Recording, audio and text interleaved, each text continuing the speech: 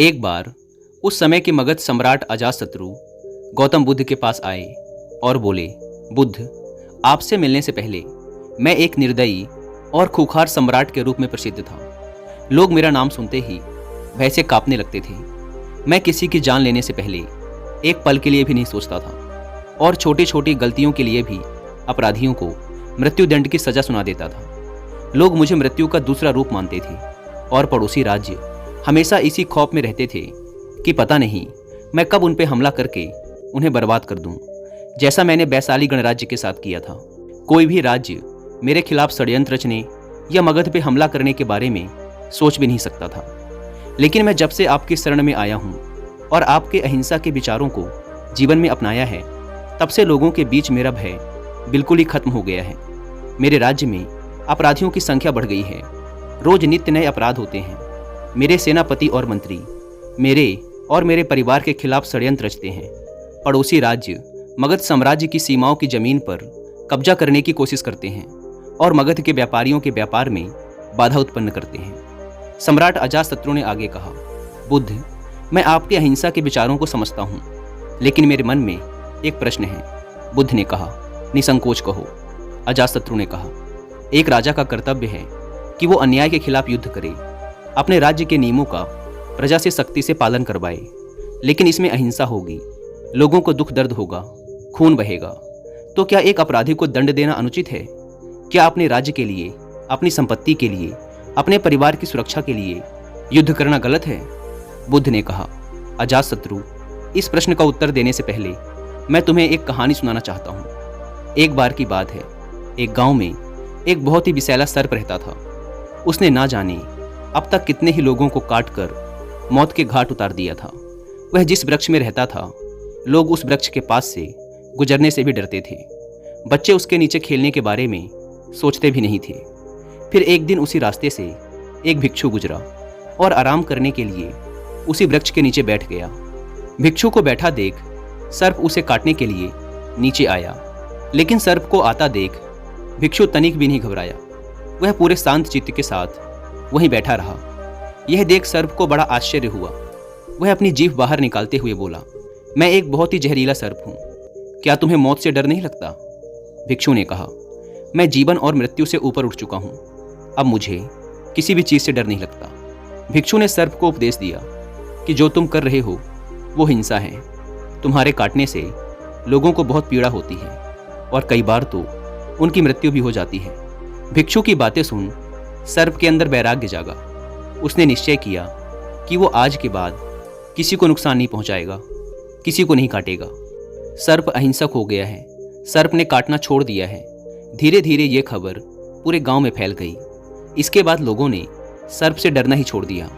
लोग उसे छेड़ते, बच्चे बेवजह ही उसके पूंछ में पैर रख देते, उसे पत्थर मारते, लेकिन सर्प किसी को नुकसान नहीं पहुंचाता। उसने कीड़े मकोड़ों को भी खाना छोड़ दिया था। रात में कुछ घास फूस खा लेता और सुबह आक्रमण का सामना करता। भूख और पीड़ा से वह बिल्कुल कमजोर हो गया था। उसका शरीर इतना घायल हो गया था कि गांव वाले उसे एक रस्सी से ज़्यादा और कुछ नहीं समझते थे। फिर एक दिन वही भिक्षु दोबारा उसी रास्ते से गुजरा। उसने सर्प की ये दुर्गति देखी तो बड़ा दुखी हुआ। सर्प को औषधि लगाते हुए उसने पूछा, तुम्हारी ये दुर्दशा कैसे हुई? सर्प ने कहा, तुम्हारी बातें सुनने के बाद मेरे अंदर वैराग्य जागा और मैंने काटना छोड़ दिया। यह सुन भिक्षु हंसा और बोला, मैंने तुझे काटने से मना किया था, लेकिन तू अपने सर्प स्वभाव से कैसे विमुख हो गया? तूने फुसकारना क्यों छोड़ दिया? बुद्ध ने आगे कहा, किसी भी बात की अति, अहिंसा की भी अति, अगर ध्यान से देखें तो हिंसक बन जाती है।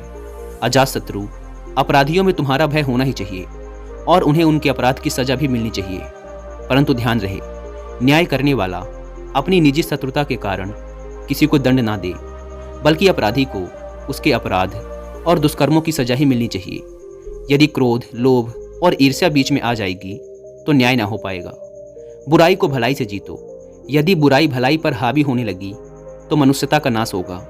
यदि बुराई को हटाने के लिए युद्ध भी करना पड़े तो वो भी करो, लेकिन कभी भी उस युद्ध के कारण तुम स्वयं ना बनो।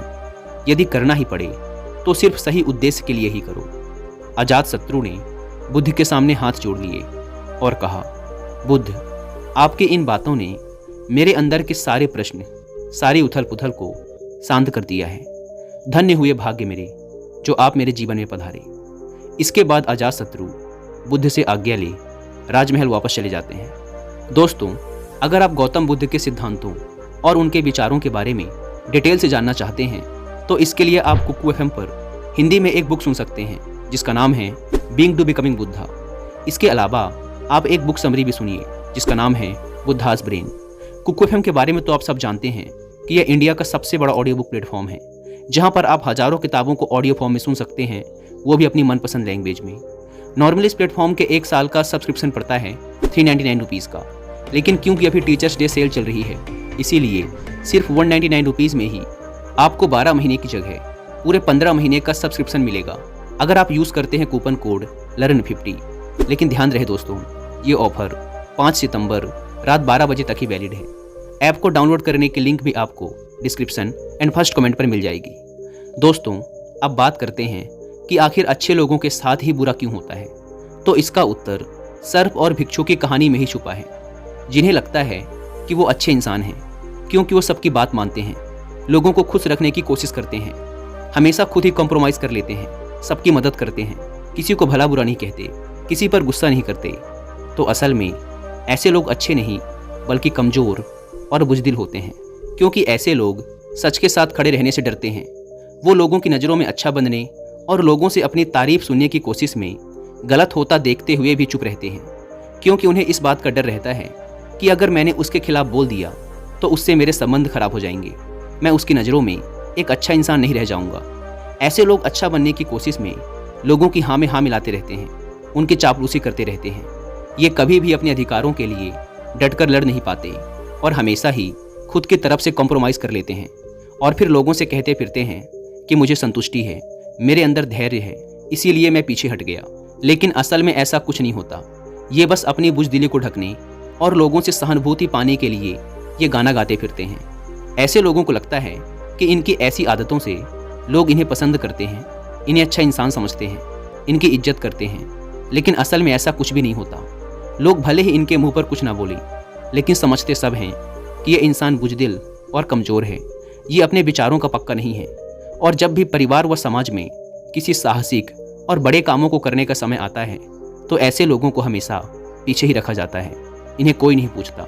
ये बस अपने आप में ही अच्छे बने फिरते हैं। तो फिर एक अच्छा इंसान है कौन? एक अच्छा इंसान वो है जो विनम्र तो है लेकिन गलत के आगे नहीं झुकता। वो कंप्रोमाइज़ भी करता है लेकिन अपने अधिकारों के लिए डटकर खड़ा भी रहता है, जिसके अंदर सच को सच और झूठ को झूठ बोलने की हिम्मत है।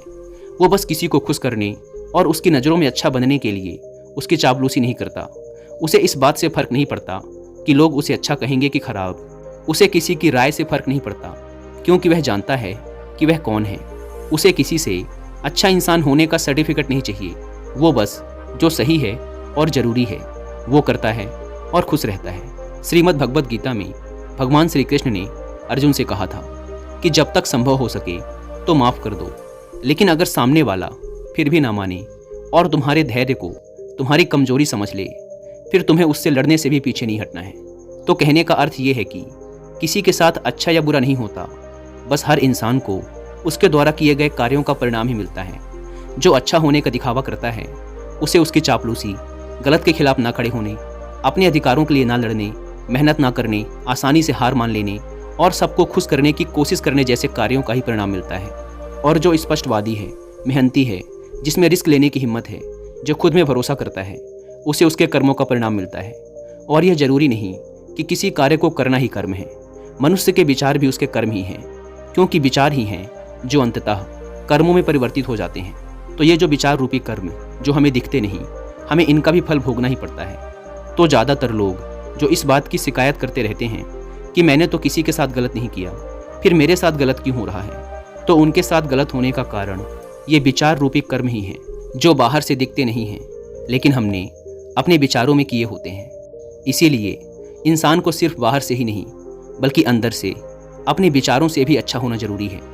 और जो ऐसा है वो कभी भी अपने भाग्य को नहीं कोसता कि मेरे साथ ही बुरा क्यों हो रहा है, बल्कि वो अपने हर परिस्थिति की जिम्मेदारी खुद लेता है। दोस्तों, उम्मीद है कि कि आपको वीडियो पसंद आई होगी और कुकू एफएम ऐप पर being to becoming Buddha book की ऑडियो बुक को सुनना ना भूलें।